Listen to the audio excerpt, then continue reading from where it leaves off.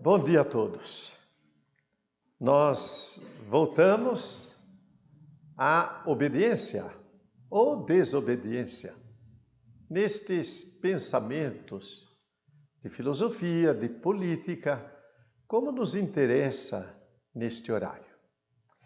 Queria iniciar fazendo um pedido para aqueles que habitualmente já vinham estudando estes temas. Que sabendo que nós apresentamos isto cada semana agora, avisassem os outros interessados, porque algumas pessoas talvez nem saibam que nós neste horário e durante esta semana, porque o programa é gravado e assim todos podem ver na hora que quiserem, que avisem os outros. E assim algumas pessoas que talvez não tenham nem tido a notícia. Por exemplo, Regina Estela, por exemplo, a Branca e quem mais? Karina e outras pessoas que ainda não receberam este comunicado. Para que, se quiserem, podem ouvir e quem sabe até apresentar uma boa questão para que a gente reflita. Quando existe uma questão, então aquilo que está sendo pensado passa a fazer parte do nosso pensamento também. Agora, dentro do texto que estamos vendo, Desobedecer, de Frederic Gros, nós vamos hoje procurar refletir em 3 capítulos. O capítulo 2, 3 e 4. Começamos com rebelião. Ora, a submissão, porque falamos de obediência, e é apresentada a obediência como problema. Por submissão, diz ele, entendo uma obediência por coerção, sob inteira dependência do outro, que carrega em si um grande paradoxo. Obediência mais ação. Então, ao mesmo tempo, uma passividade e uma atividade. Aquele que é submisso está se dispondo a seguir o outro totalmente. Age, mas não tem vontade própria. Por que você obedece? Porque não posso desobedecer. Praticamente não há outro argumento. Isto naquela obediência de submissão. Não estamos falando da obediência na educação, nada disso. A submissão, que é aquela obediência praticamente cega. É o escravo.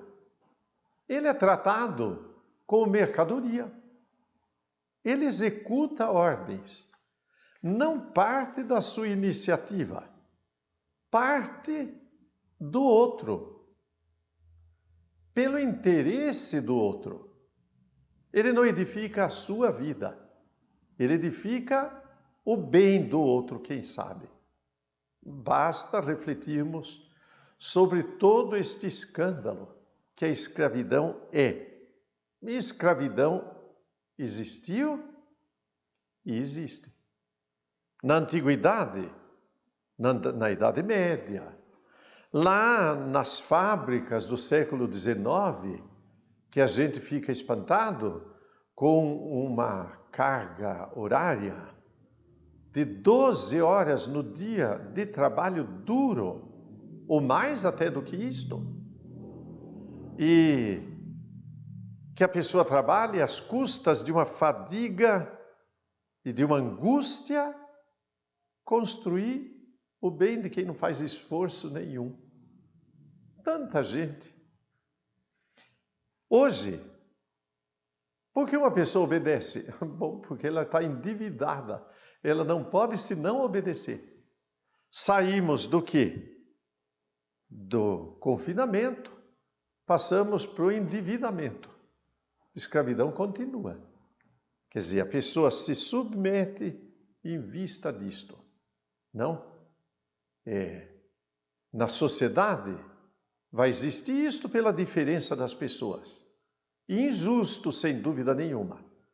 Mas consequência de uma falta de reflexão e de consciência a respeito do ser humano e da sociedade. Porque se o ser humano cai na escravidão, na submissão, então ele perde alguma coisa da sua humanidade. Perdeu a liberdade, que é uma condição fundamental. Não? O submisso, em todo caso, espera a sua hora. Agora vamos falar de rebelião. Como acontece na vida do submisso? Ele se submete, mas tem a esperança de que a sua situação pode mudar. Então, esta esperança de chegar à sua hora contém já em si a insubmissão de uma revanche. Quem sabe? Mas, por enquanto, fica isto. Obedeço porque eu não posso desobedecer. Porque eu não tenho outra alternativa. Porque se eu fizer isto, ainda a minha situação de má vai piorar. Aí acaba na resignação, que é uma submissão aceita no modo perene. Ele não consegue vencer a sua submissão. Ele não passa para aquela insubmissão e rebelião para vencer o estado de coisas em que se encontra. E qual é o princípio desta submissão? Que existe alguém numa condição de superioridade, fundamentada no quê? Numa condição melhor da outra pessoa. Inteligência, probidade, competência. Ele é superior porque ele é mais inteligente do que eu. Isto é verdadeiro? Isto é profundamente questionável. E diante disto, desobedecer seria anarquia. Eu não posso desobedecer, porque senão eu vou criar um caos na vida da sociedade. Então, esta obediência é uma defesa do estado de coisas. Mas vocês consentiram em obedecer às leis de modo geral e não podem agora mudar a situação? Aí o pensamento do autor vai dizer assim: então não se poderia dizer, votem e mudem a situação para o tempo de hoje? Podemos dizer isto, mas não basta. Porque é necessária uma outra atitude além disto.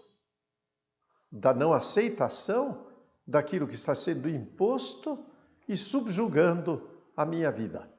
Se eu não tiver esta capacidade de pensar e de decidir, eu acabo aceitando de uma maneira passiva a submissão como está sendo proposta. Aí vamos à vontade que é denunciada por grandes pensadores políticos. Ele vai citar, por exemplo, Marx, Maquiavel e muito mais antigo do que isto, Platão. Denunciam que é a vontade de dissimular sistematicamente a relação de submissão que move as pessoas a aceitar esta submissão. Eu dissimulo, dizendo que aceito, mas no fundo não aceitam. Basta, nós vamos pensar que não. Realmente é necessário outra atitude ou outras atitudes na minha vida. Então, aproximemo-nos de um pensamento mais adequado e vamos continuando na linha do raciocínio que ele propõe.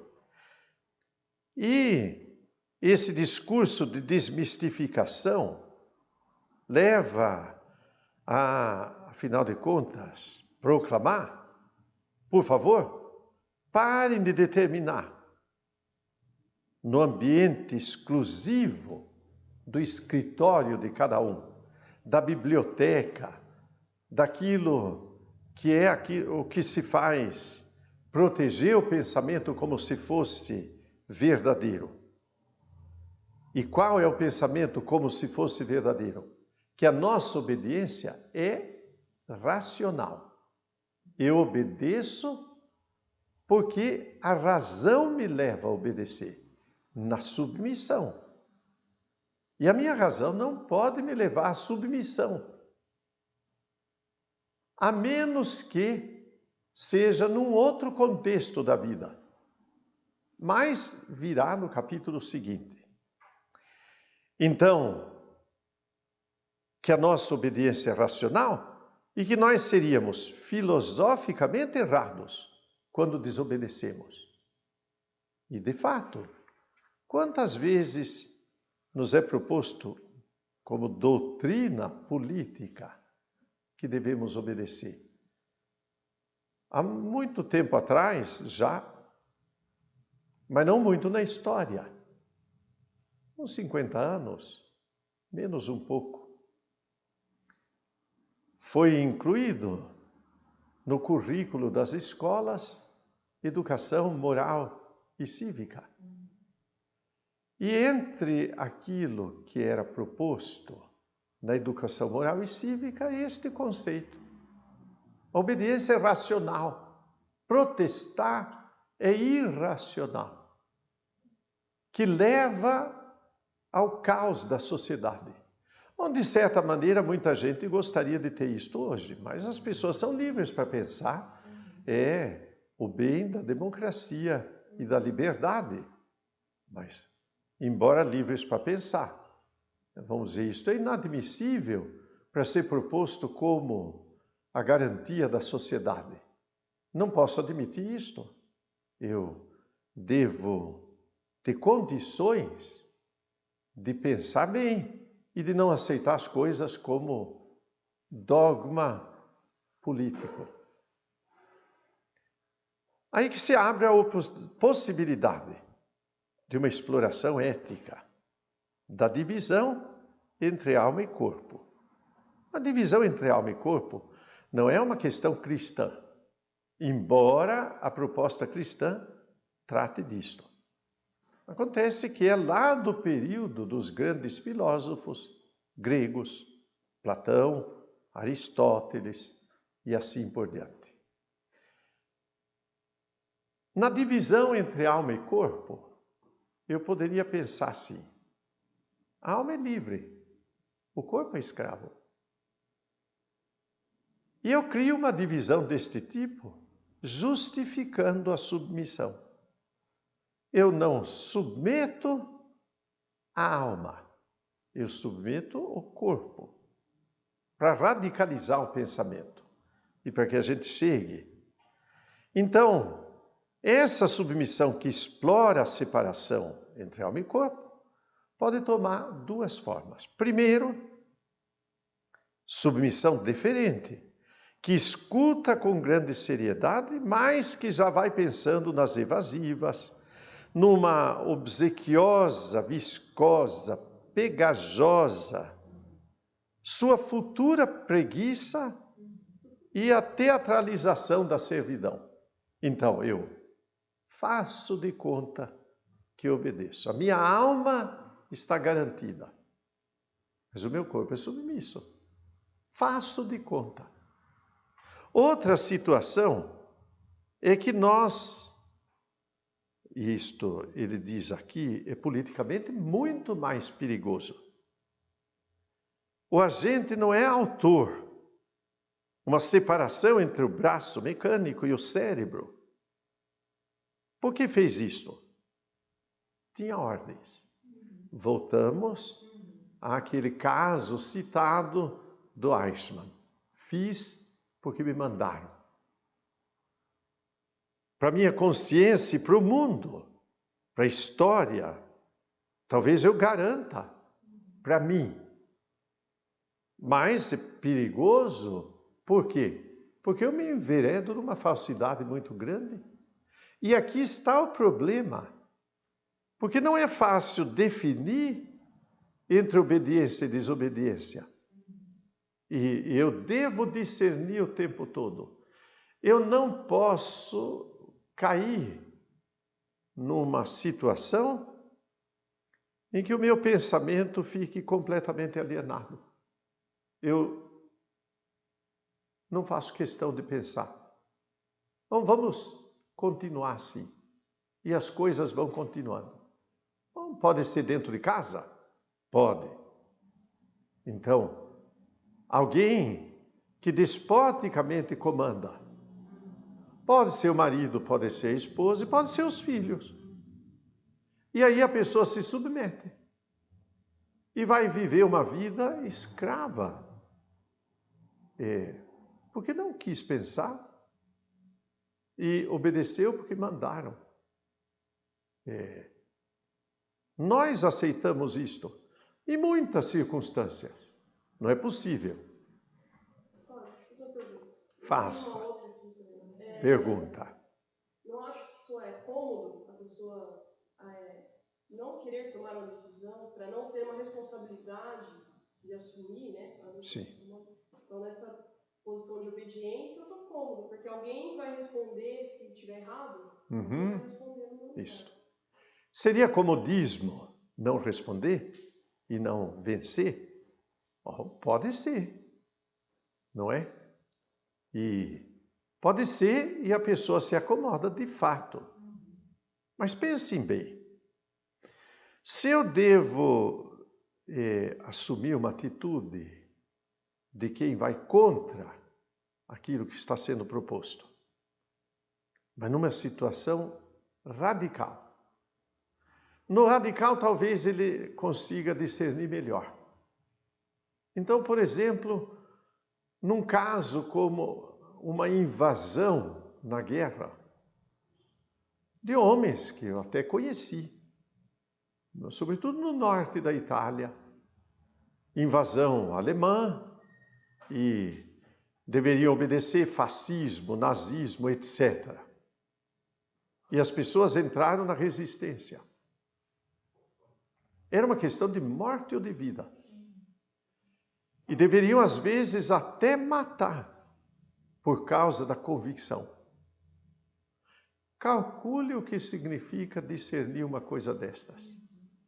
Mas eu digo que isto é até mais fácil do que o dia a dia menos claro, que me leva a aderir à onda. E eu vou aceitando. E porque eu vou aceitando, no fim eu acabo na servidão, certo? Submissão total. Mas se eu me acomodar, a submissão aumenta. Olha a nossa situação política no nosso país. Quer dizer, as pessoas podem se manifestar? Bom, podem. Devem se manifestar? Devem. Claro, no âmbito da sua possibilidade, mas tem que ter discernimento. Por acomodação, não é possível que alguém se cale, não é? Nós somos chamados a assumir sempre uma atitude diante daquilo que está acontecendo, não? Segunda questão. Então, voltando naquela parte da separação de corpo e alma. Santa Rita e a videira seca, padre. Como que a madre mandou ela fazer uma coisa impossível? Pois é, exatamente o exemplo que está vindo aqui, certo? A submissão a uma lei absurda. Como, por exemplo, o monge que foi mandado para regar um galho seco que tinha sido posto na terra. E ele regou. É verdade? Não era. Ele se submeteu? Sim, mas nós vamos chegar nisto um pouco mais adiante. Tem mais uma? Pois não, outra pergunta. A Sônia Molina está pedindo para o senhor comentar um pouco a ideia da ética no relacionamento. Acho que na página 33. 33. Ética no relacionamento.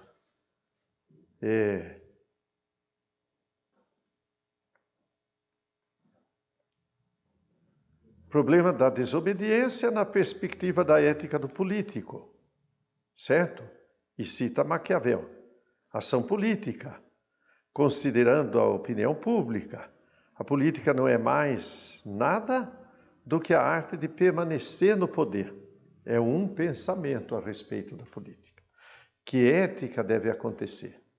Bom, aquela grande ética que aqui não está exposta, mas que um pensador do século XX, brilhante, Norberto Bobbio, apresentou.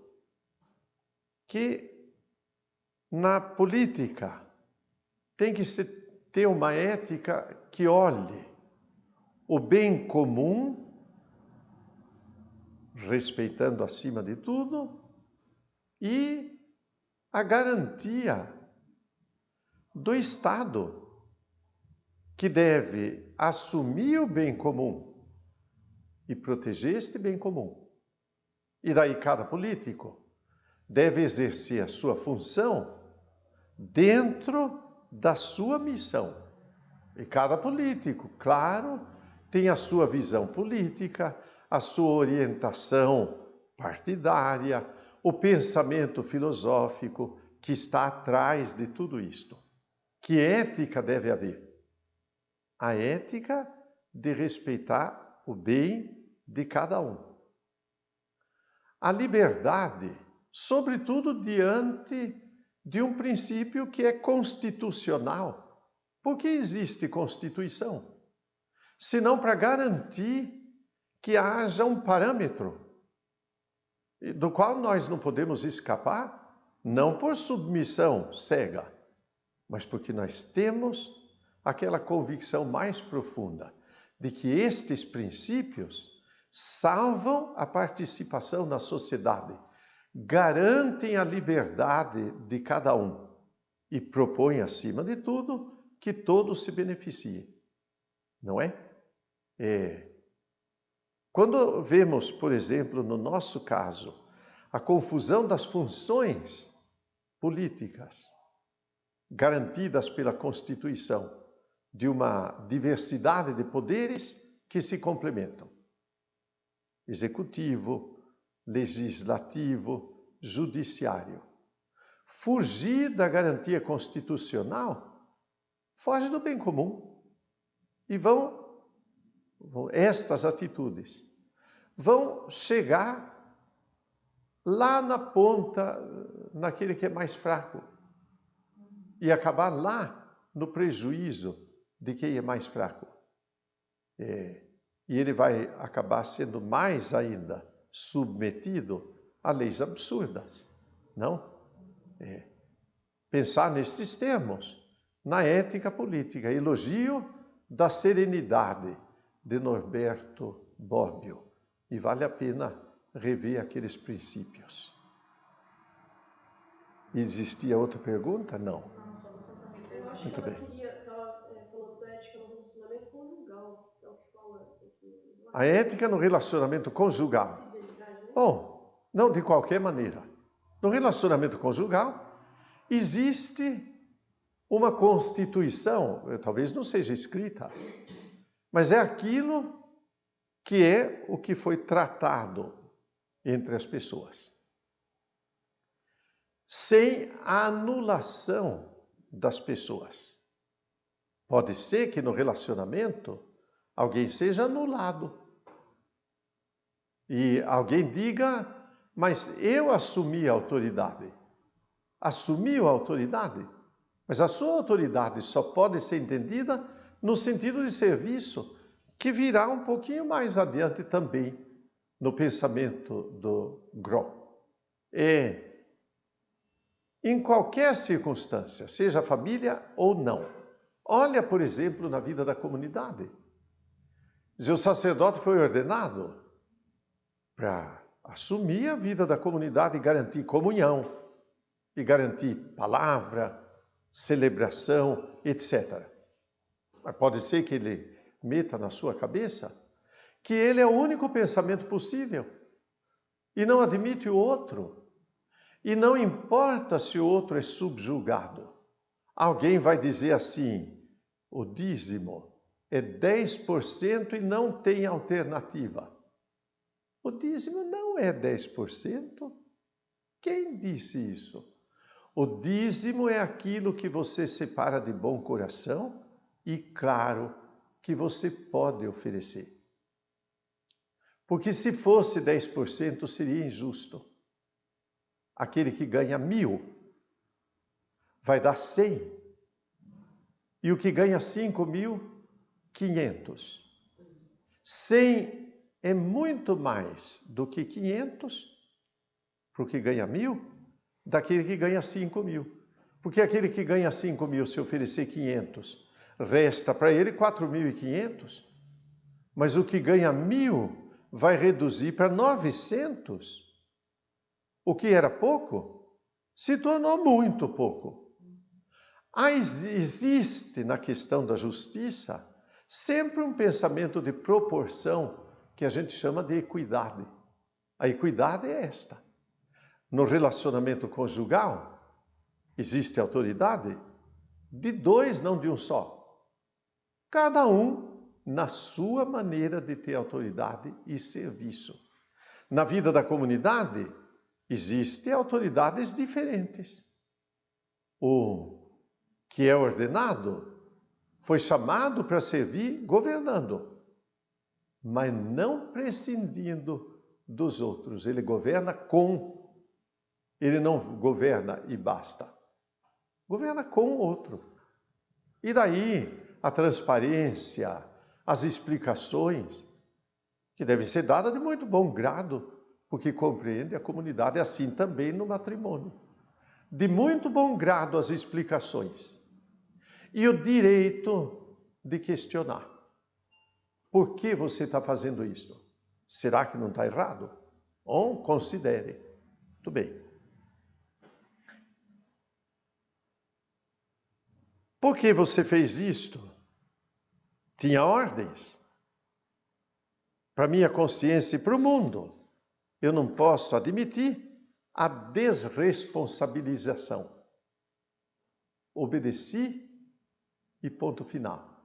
Fiz isto porque obedeci a ordem. Passamos para superobediência. Quer dizer, o discurso daquela servidão cega. O que pensar de uma servidão que não questiona? Certo? E que existe e está aí na vida da sociedade. La Boétie, não sei se é assim que pronuncia o nome francês de um pensamento tão interessante, porque escreveu tudo isto muito jovem ainda, na adolescência, a fim de exercitar em favor da liberdade e contra a tirania. Então ele faz estes pensamentos e entendemos como até uma grande provocação a respeito da tirania. Essa tirania faz a gente pensar como um pensador americano, um pouco antes da independência, que propôs o seguinte: não é possível que um povo como aquele que estava estabelecido na América do Norte, Estados Unidos, que ainda não era isso. obedeça a um número tão pequeno de ingleses que impõem tiranicamente o império aqui. Não teríamos nós condições de vencer isto e de criar uma nação nova. Realmente, a tirania acontece como? Porque um grande número de pessoas obedecem a alguém poderosíssimo e extraordinário. Não. O absurdo é que um grande número de pessoas acabam obedecendo como ele chama bem claramente, homúnculo. Quer dizer, alguém que tem um pensamento ridículo. Nós vemos isso tão facilmente, não é? Quer dizer, pensamentos de pessoas que são muito reduzidas na sua maneira de pensar e que impõem sobre uma sociedade um peso insuportável para garantir o quê? O benefício de um grupo, porque atrás tem sempre interesse também. Ninguém vive sem interesse, mas o bem comum deveria ser o interesse do governante.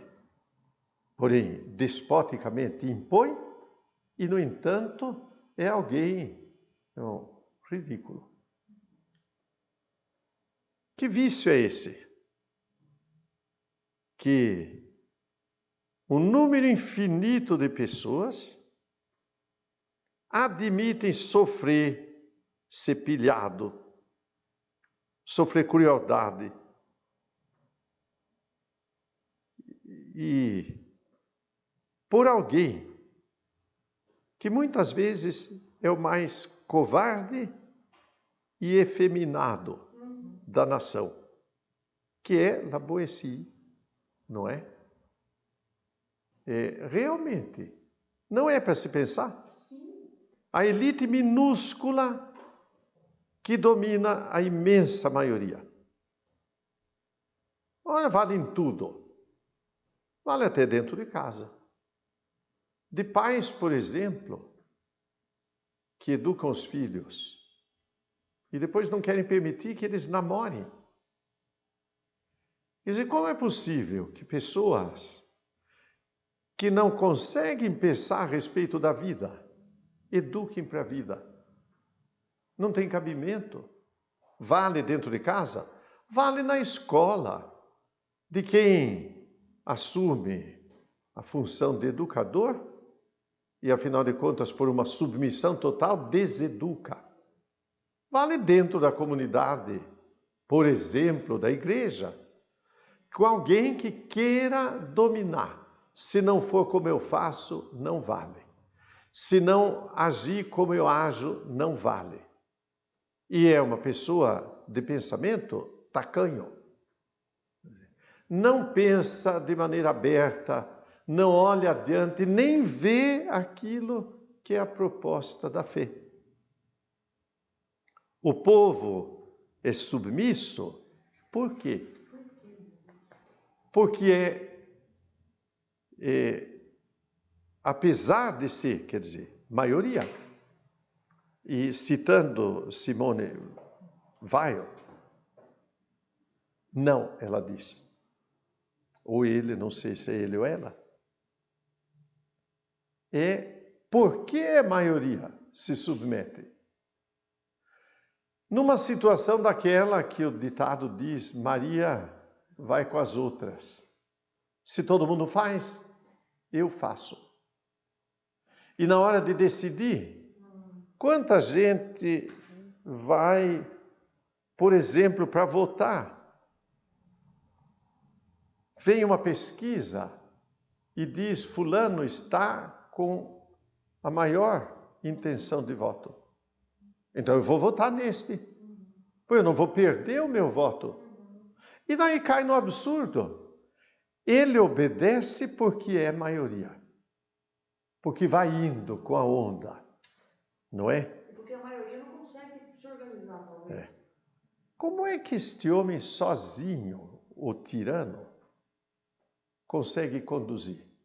Porque ele tem olhos, mãos, pensamento por toda parte. E de onde saem? De dentro da nossa casa. Porque vão fiscalizar. Não? A lei é absurda, mas tem fiscais por toda parte. Não é? Da lei absurda. Para certas coisas deveria ter e não tem.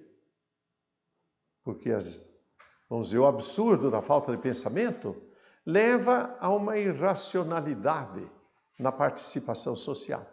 Por exemplo, na questão do meio ambiente e do lixo. E as pessoas não obedecem àquilo que deveriam pensar e aceitar. Porque aceitam com tanta facilidade o que é cruel e tirânico. E aquilo que de fato melhora a vida, não. Que irracionalidade é essa? Não é? Tem duas perguntas aqui. Pergunte. Uma é sobre o casamento. O casamento que não tem mais diálogo e o direito tem que ser só de um lado, o outro tem que ouvir. O que pode ser feito? Nesse caso, é acolher e só aceitar? Pergunta é esta. Num casamento onde não existe mais o diálogo e a reciprocidade, que solução tem futuro? Resumindo a pergunta. Olha, realmente, tudo pode ser feito até um certo limite, que, mesmo na moral cristã, é entendido. Há situações inaceitáveis, sobretudo quando se chega na indignidade, por exemplo, da agressão e da humilhação de um dos dois. Mas, se não há diálogo, deve-se lutar pelo diálogo. E como se luta pelo diálogo? Não na base do fale baixo, senão eu grito. Não é? Não. Daí ninguém fala nada. É uma questão de colocar diante do outro a necessidade de partilha e de reciprocidade. Se não houver uma reciprocidade, uma atitude de quem tem uma certa participação, não é? Não quer dizer que escancare de tal maneira que os dois compreendam que estão participando. Mas pode ser de uma maneira muito inteligente. De quem, embora pareça que não está fazendo parte, faz. Isto garantido, sobrevive. Os romances estão cheios disso, não é? Sem participação é inaceitável, não é? Porém, vai da construção da família de cada um, do temperamento de cada um, que as possibilidades vão se manifestar. E também um pouco da ilusão de cada um. A gente fica pensando, sobretudo aí no escândalo da agressão à mulher e do feminicídio. Por que uma mulher aceitou uma convivência irracional? Porque talvez tivesse uma ilusão com uma determinada pessoa. Aí que vai a formação de cada um. Como é importante pensar. É o exercício que nós estamos querendo fazer. Pensar um pouco. Pensar com o gró a respeito da nossa própria vida. A obediência cega também não pode ser o medo de arcar com seus atos, esperar no outro essa responsabilidade? A obediência cega é medo? Pode ser. Mas um medo cômodo, de qualquer maneira. Medo que, se o outro não assume, eu que vou ter que assumir. Entende? Bom, eu não posso me desviar da minha responsabilidade. Não é? Isto faz parte da educação. Que assuma a sua parte e não tenha medo. Não é? Assim, o tirano subjuga os súditos uns através dos outros. E vai se criando uma estrutura espantosa. O tirano pisa sobre aqueles que estão ali, às suas ordens.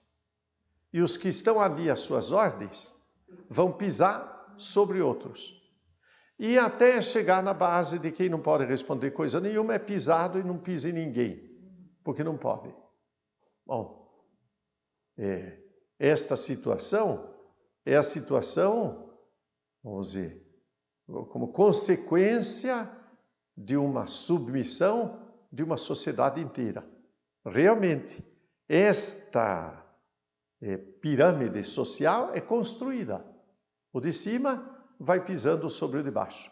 Não, eu deveria participar. Não, eu posso obedecer, mas desde que isto esteja dentro da minha liberdade, não é? Perde-se então até o desejo, até o gosto da liberdade, quando a submissão acontece. De fato, perde-se a esperança. Mas se eu perder o gosto, nunca vai haver liberdade. É o caso do nazismo, né, padre? Sim. Meu Deus, o Dani, por exemplo, cada vez que assiste um filme de nazismo, ele não se conforma, era tanta gente, porque não tinha uma... Porque num regime como o nazismo, havia uma obediência cega, porque a questão é a obediência cega. Por quê? Porque se aceitou uma proposta.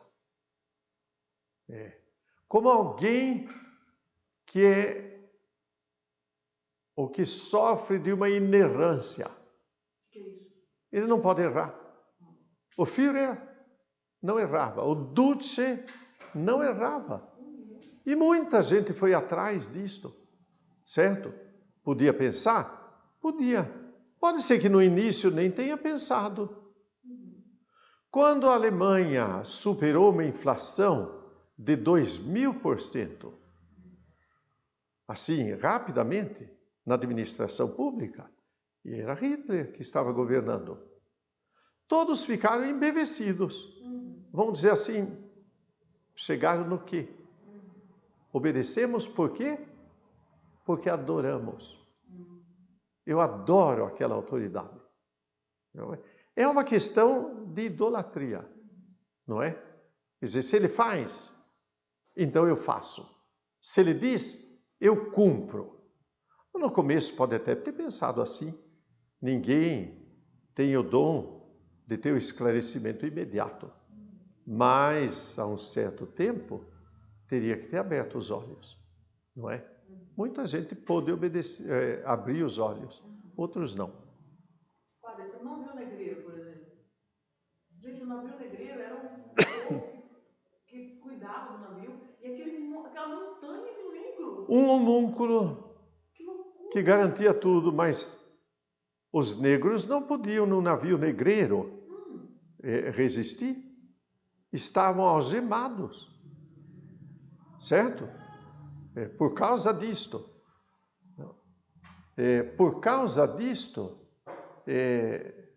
o navio negreiro chegava onde devia chegar. E por outras estruturas que dependem da história daí. Então, o que se vê? Não só obedecer, mas servir, um servilismo. Perde a liberdade, ganha a escravidão. Não está pedindo que peguem armas para a rebelião, mas simplesmente, será que podia fazer com que isto mude? Aí então vem aquelas outras possibilidades. Quem sabe parar de fornecer o que é necessário? Então, foi proposto na resistência do nazismo os 10 mandamentos dos dinamarqueses.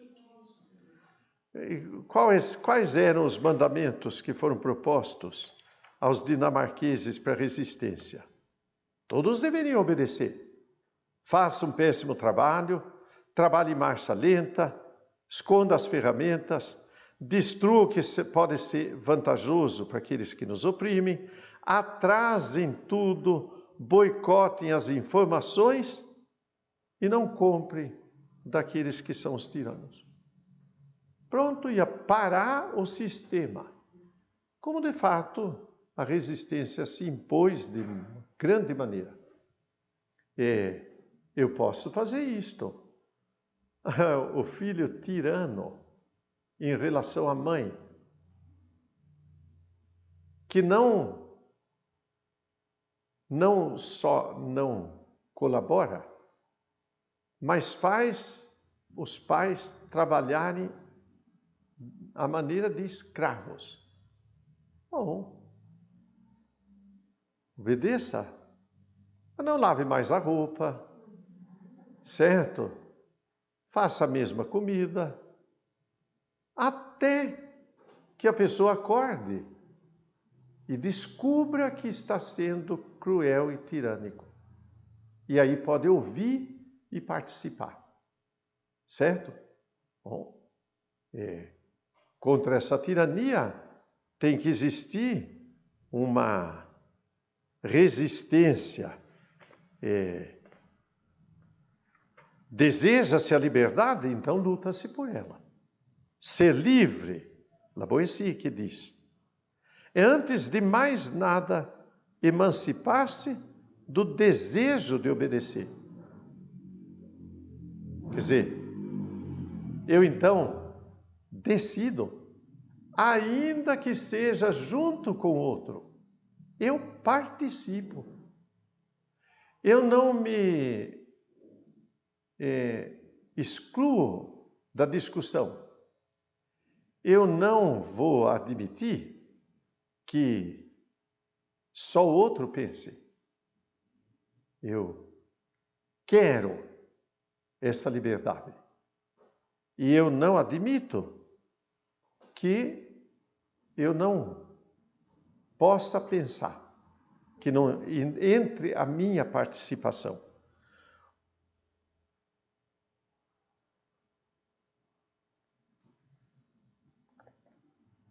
Há uma resistência de uma obediência que faria um esforço perpétuo sobre si, para que se reduzir, por exemplo, a submissão total. E neste caso, eu devo agir de tal maneira que eu rompa isto, para que eu possa participar, não é?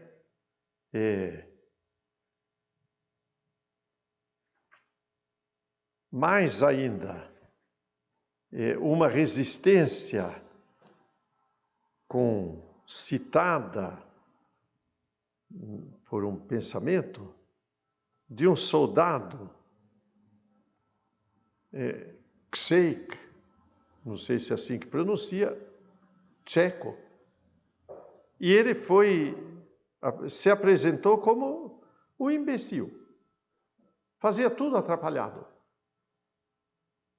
Não compreendia nada do que ele devia fazer, do que lhe mandavam. Bom, essa resistência de parecer imbecil e não cumprir. Ele falou, eu me passo por um imbecil, certo? E resisto, certo? Então, eu entravo aquilo que está sendo proposto. Obedeço sem colaborar, não é? Pois esta obediência cega, submissa, vai ser pensada, por exemplo, por Marx e outros, que vão trabalhar além daquilo que está sendo até pedido, porque obedece. E esse trabalho excedente vai criar mais-valia, que é um conceito da política e da economia, certo? E que vai sustentar a absurda riqueza de quem comanda, que é o que vemos, não é?